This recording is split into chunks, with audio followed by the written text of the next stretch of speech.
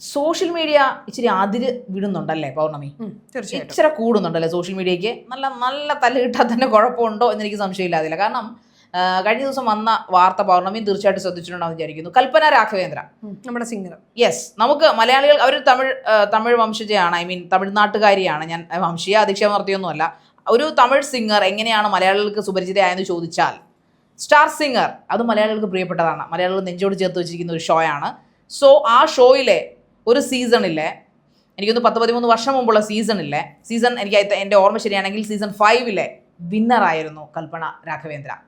ആ കൽപ്പന രാഘവേന്ദ്രയാണ് ഈ സിംഗർ എന്ന്, ഈ ആരോപണ വിധേയായ സിംഗർ എന്ന് കണ്ടപ്പോൾ സത്യമായി എനിക്ക് ഭയങ്കര വല്ലാതൊരു ഹേർട്ട് ഫീലിംഗ്, അത് ബാഡ് ഫീലിംഗ് തോന്നി. അതുകൊണ്ട് തന്നെ ഇന്നത്തെ ഒരു ചർച്ച ഈ ഒരു ഇതിനെക്കുറിച്ച് എടുക്കണമെന്ന് പൗർണമി പറഞ്ഞപ്പോൾ എടുത്തേക്കാമെന്ന് വിചാരിച്ചത് അതുകൊണ്ട് തന്നെയാണ്. തീർച്ചയായിട്ടും അവരനുഭവിച്ച കുറേ വേദനകൾ അവർ പത്രസമ്മേളനം നടത്തിയിരുന്നു. എന്താണ് പൗർണമിക്ക് അതിനകത്ത് പറയാനുള്ളത്? അത് സംഭവം എന്താണെന്ന് വെച്ചാൽ ഈ കഴിഞ്ഞ കുറച്ച് ദിവസങ്ങൾക്ക് മുമ്പ്, എക്സാക്ട്ലി പറയുകയാണെങ്കിൽ മാർച്ച് 4 തോന്നുന്നു, മാർച്ച് 4 ഇവർ അബോധാവസ്ഥയിലാവുന്നു. അതായത് ഭർത്താവുമായിട്ട് വീഡിയോ കോൾ ചെയ്തുകൊണ്ടിരിക്കുകയായിരുന്നു ഇവർ. അപ്പോൾ ഇവർ നോർമലി കുറച്ച് വർഷങ്ങളായിട്ട് ഉറക്ക ഗുളിക, സ്ലീപ്പിംഗ് പിൽസ് കഴിക്കുന്നുണ്ട്. അപ്പം നോർമലി ഇത് കഴിക്കുമ്പോൾ ആദ്യമായിട്ടൊക്കെ കഴിക്കുമ്പോൾ നമുക്ക് ഒരു മരുന്ന് അല്ലെങ്കിൽ ഒരു ടാബ്ലറ്റ് മതിയായിരിക്കും. പക്ഷേ പിന്നീട് വർഷങ്ങളോളം അത് കഴിക്കുമ്പോൾ അല്ലെങ്കിൽ കണ്ടിന്യൂ ചെയ്യുമ്പോൾ ചിലപ്പം ഡോസേജ് കൂട്ടേണ്ടി വരും. അങ്ങനെ ആ ദിവസം മാർച്ച് 4 ഇവരിത് കഴിച്ചത് ഡോസേജ് കൂടിപ്പോയി. ഇതൊക്കെ ഇപ്പോൾ ഇവർ സുഖം പ്രാപിച്ചതിന് ശേഷം വെളിയിൽ വന്നു കഴിഞ്ഞിട്ട് അറിയാൻ കഴിയുന്ന വാർത്തകളാണ്. പക്ഷേ വാർത്തകളിൽ നിറഞ്ഞു നിന്നത് ഈ പറയുന്ന ആള്, ഗായിക, സ്ലീപ്പിംഗ് പിൽസ് കഴിച്ച് ആത്മഹത്യക്ക് ശ്രമിച്ചു എന്നതായിരുന്നു വാർത്ത.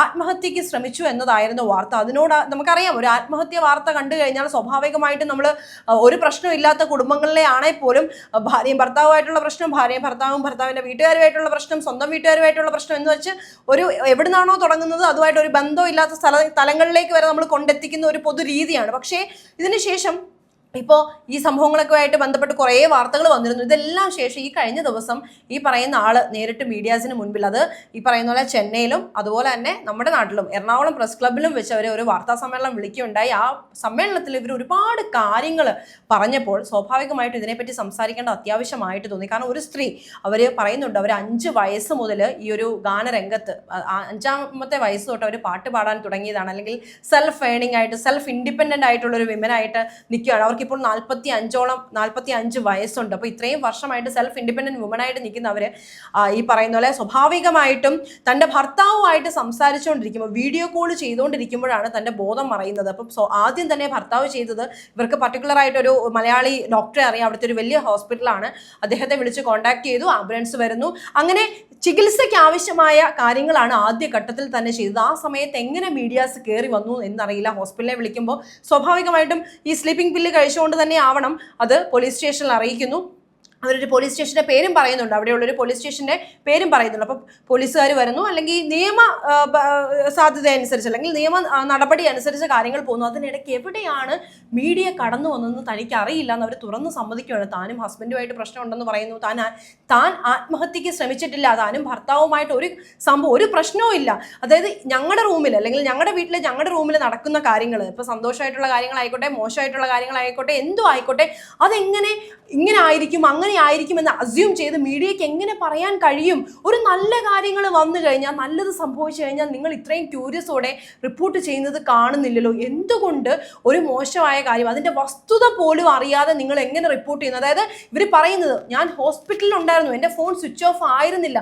ഒരാൾക്ക്, ഒരു മീഡിയ പേഴ്സണ്, ഒരാൾക്കെങ്കിലും തന്നെ വിളിച്ച് ഈ കാര്യം ഒന്ന് കൺഫേം ചെയ്യാമായിരുന്നു. എന്നിട്ട് നിങ്ങൾക്ക് ഈ വാർത്ത സ്പ്രെഡ് ചെയ്യാമായിരുന്നു. നിങ്ങൾ ഇങ്ങനെ പറഞ്ഞ് ഈ വാർത്ത സ്പ്രെഡ് ചെയ്ത് ലോകത്തുള്ള എല്ലാവരും അല്ലെങ്കിൽ തന്നെ അറിയുന്ന എല്ലാവരും അറിയുമ്പോൾ സ്വാഭാവികമായിട്ടും ഇതറിയുന്ന തൻ്റെ മാനസികാവസ്ഥ, ഒരു മനുഷ്യനെ മാനസികമായിട്ട് തകർക്കാൻ പറ്റുന്ന എല്ലാ ഘടകങ്ങളും, എല്ലാ എലമെന്റ്സും ഈ വാർത്തകൾക്കുള്ളിൽ ഉണ്ടായിരുന്നു.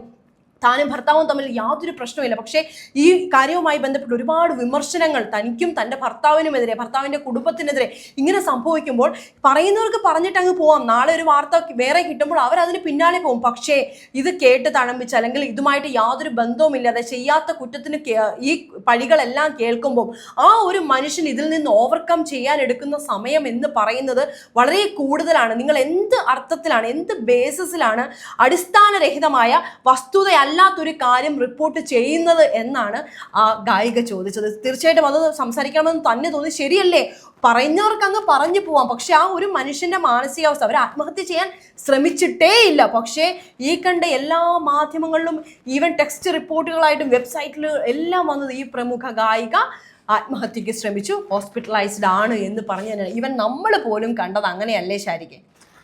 സത്യത്തിൽ പൗർണമി, സത്യത്തിൽ നമുക്ക് ലജ്ജ തോന്നിപ്പോവുകയാണ്. നമ്മുടെ ഈ നമ്മളും സോക്കോൾഡ് ഈ പറയുന്ന ഡിജിറ്റൽ മാധ്യമ രംഗത്തെ മാധ്യമ പ്രവർത്തകരാണ്. നമ്മൾ ഇവിടെ നല്ല ചർച്ചകളൊക്കെ ചെയ്യാറുണ്ട്, കുറേയധികം വാർത്തകൾ വൈറലാകാറുണ്ട്, നല്ല ആൾക്കാർ നല്ല കമൻറ്റ്സ് ചെയ്യാറുണ്ട്, മോശം കമൻറ്റ്സ് ചെയ്യുന്നുണ്ട്. നമ്മളും ഇതിൻ്റെ ഒരു ഭാഗഭാക്കായി മാറിയിരിക്കുകയാണ്. അപ്പോൾ അതുകൊണ്ട് തന്നെ ഇങ്ങനെയുള്ള വൃത്തികെട്ട വാർത്ത നമ്മൾ ഒരിക്കലും മനഃപൂർവ്വം കണ്ടന്റ് ക്രിയേറ്റ് ചെയ്ത് നമ്മൾ വാർത്തകളോ ചർച്ചകളോ ഇവിടെ ചെയ്യാറില്ല.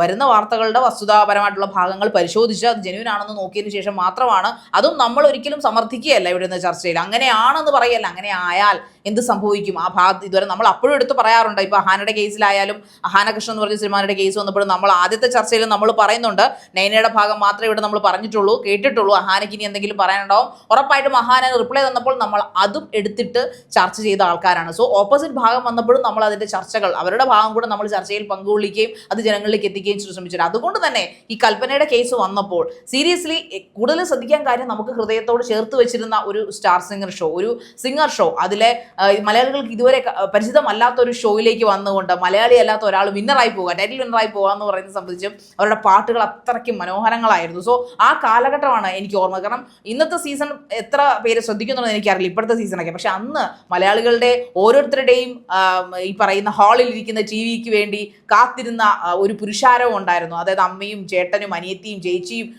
അച്ഛന്മാരും ഉൾപ്പെടെ അവർ എലിമിനേറ്റ് ആയി പോകുമ്പോൾ കരഞ്ഞിരുന്ന ഒരു കാലഘട്ടം മലയാളത്തിനുണ്ടായിരുന്നു, കേരളത്തിനുണ്ടായിരുന്നു. അങ്ങനെ മലയാളികളെ അഡിക്റ്റ് ആക്കിയ ഒരു ഷോ ആയിരുന്നു ഐഡിയ സ്റ്റാർ സിംഗർ ഷോ എന്ന് പറയുന്നത്. അന്നത്തെ കാലത്ത്, ഇന്ന് അത്രയും അഡിക്ഷൻ ഒന്നും ഇല്ല, ആഴ്ചയിൽ എന്തോ 2 ദിവസമൊക്കെ ഉള്ളൂ ഷോ എന്ന് പറയുന്നത്.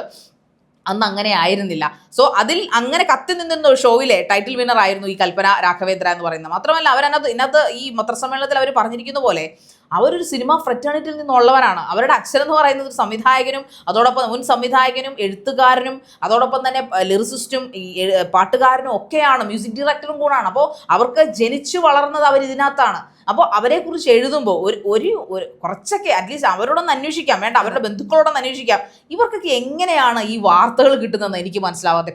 അത് ഞാൻ നേരത്തെ ഒരു ചർച്ചയിൽ ഞാൻ പൗർണമിയോട് പറഞ്ഞ പോലെ, ഈ പോലീസുകാർ, അതായത് നമ്മുടെ നിയമപാലകർ, ഇങ്ങനെയുള്ള വാർത്തകൾ അത് ആരുടെ ആയിക്കോട്ടെ, whether she or he is a celebrity or not, അവർ പ്രശസ്തയാണെങ്കിലും അല്ലെങ്കിലും ഇങ്ങനെയുള്ള വാർത്തകളുടെ സത്യാവസ്ഥ അറിയാതെ ഒരിക്കലും പോലീസ് ഇങ്ങനെയുള്ള വാർത്തകളിൽ ഒരു തുമ്പും മാധ്യമപ്രവർത്തകർക്ക്, അത് വെദർ ഇറ്റ് ഈസ്, എനിക്കൊന്ന് സാറ്റലൈറ്റുകാർ പിന്നെയും കുറച്ചുകൂടെ മാന്യത കാണിക്കാറുണ്ട്, ഓൺലൈൻകാർക്ക് അതൊന്നുമില്ല. ഞാൻ പച്ചയ്ക്ക് പറഞ്ഞുകൊള്ളട്ടെ, ഓൺലൈൻകാരാണ് എന്തും വലിച്ചുകീറി പറയുന്നത്. അതിൻ്റെ ഗുണവും ദോഷങ്ങളും നമുക്ക് തന്നെയാണ്, ഇല്ലെന്ന് അതിന് ഗുണങ്ങളില്ലെന്ന് ഞാൻ പറയത്തില്ല, അതുപോലെ തന്നെ ദോഷങ്ങളുണ്ട്. ഇപ്പോൾ എലിസബത്തിന്റെ കേസിൽ സാറ്റലൈറ്റ് ചാനലുകാർ മിണ്ടാതിരിക്കുമ്പോൾ അവർക്ക് ഹെൽപ്പിന് വേണ്ടി മുറവിളി കൂട്ടുന്നത് ഓൺലൈൻ മാധ്യമ പ്രവർത്തകരാണ്. അതൊരു നല്ല കാര്യം തന്നെ, തീർച്ചയായിട്ടും നല്ല കാര്യമാണ്. പക്ഷേ തിരിച്ചുകൊണ്ട് നല്ല കാര്യങ്ങളെ വളച്ചൊടിച്ച് വേണ്ടാത്തതാ ഇതുപോലെ, ഫോർ എക്സാമ്പിൾ റണ്ണി കൽപ്പനയുടെ കേസ് ആണെങ്കിൽ അത് ഓൺലൈൻ ചാനലുകാരാണ് കൂടുതൽ ഇത് വഷളാക്കി വെച്ചിരിക്കുന്നത്.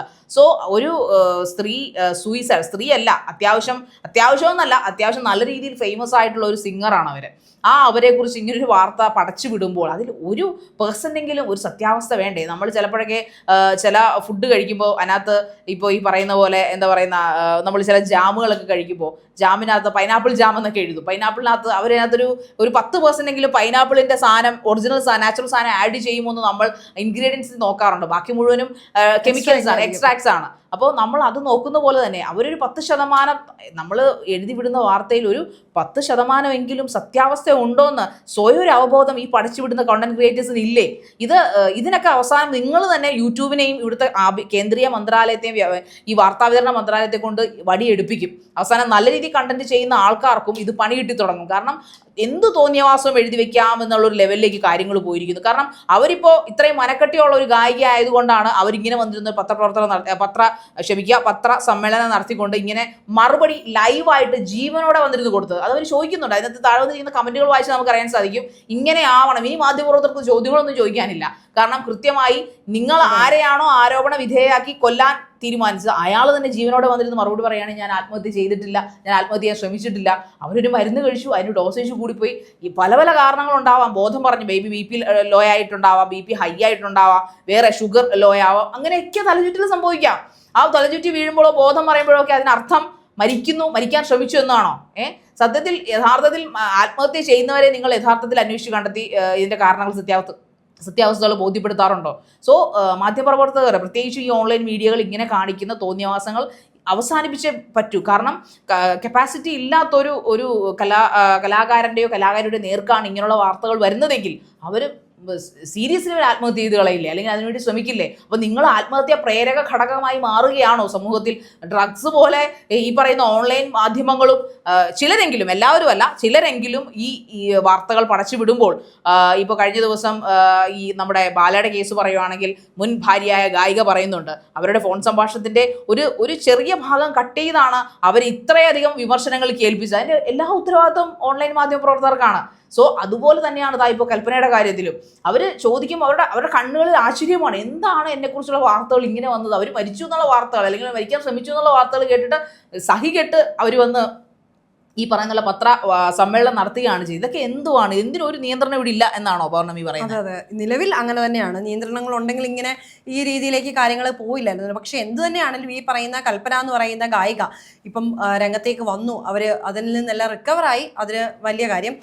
അതിനുശേഷം വന്ന് ഇവരെല്ലാം ഫേസ് ചെയ്ത് ഇവർക്കെല്ലാം തക്കതായിട്ടുള്ളൊരു മറുപടി കൊടുക്കാൻ അവർക്ക് സാധിച്ചു. പക്ഷെ എല്ലാവർക്കും അത് ഒരുപോലെ കഴിയണം എന്നില്ല. പക്ഷെ ഇതിൽ നിന്നെല്ലാം നമ്മൾ മനസ്സിലാക്കേണ്ട ഒരു കാര്യം, സത്യാവസ്ഥ അറിയാൻ ഒരു ശതമാനമെങ്കിലും ശ്രമിക്കണം. അതിനുശേഷം മാത്രമേ വാർത്തകൾ കൊടുക്കാവുള്ളൂ. ഇപ്പോൾ ഇത് കാണുന്ന എനിക്കോ നിങ്ങൾക്കോ ഇതുകൊണ്ട് യാതൊരു ബുദ്ധിമുട്ടുകളും ഉണ്ടാവത്തില്ല. നമ്മളത് വായിച്ചു, അല്ലെങ്കിൽ നമ്മൾ ആ വീഡിയോസ് കണ്ടു, അല്ലെങ്കിൽ ഒരാൾ പറയുന്നത് കേട്ടു, നമ്മളത് അവിടെ വിടും. പക്ഷേ അവർക്ക് വേണ്ടപ്പെട്ടവരും അവരെ നല്ല രീതിയിൽ അറിയുന്നവരെ സംബന്ധിച്ചിടത്തോളം അവർ ഒട്ടും വിചാരിക്കാത്ത അല്ലെങ്കിൽ ഒട്ടും പ്രതീക്ഷിക്കാത്ത കാര്യങ്ങൾ സംഭവിക്കുമ്പോൾ അറിയാതെ ആണെ പോലും ആ തെറ്റ് അവർ ചെയ്തതായിട്ട് അവർ ചിന്തിക്കും. പക്ഷേ ആ രീതിയിൽ പെരുമാറും. അവർക്ക് അതിൽ നിന്ന് ഓവർകം ചെയ്യാൻ വേണ്ടി ഒരുപാട് സമയം എടുക്കും. അതുകൊണ്ട് തീർച്ചയായും ഇനി ഇത്തരത്തിലുള്ള വാർത്തകൾ കൊടുക്കുമ്പോൾ അതിൻ്റെ വസ്തുത പരിശോധിച്ചതിന് ശേഷം മാത്രമേ കൊടുക്കാവൂ.